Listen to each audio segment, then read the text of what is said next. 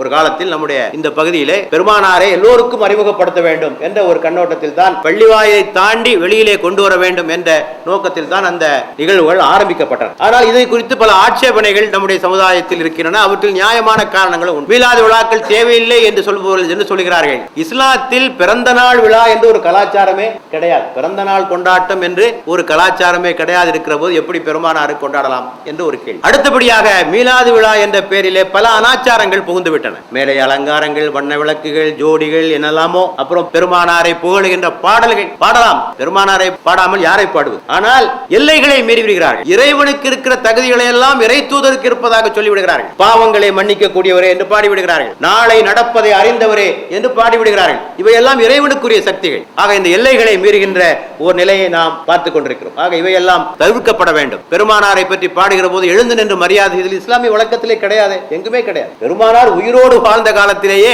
நான் ஒரு கூட்டத்திற்கு மத்தியில் வந்தால் எனக்கு எழுந்து நின்று மரியாதை செய்யாதீர்கள் என்று பெருமானார் சொன்னார்கள்.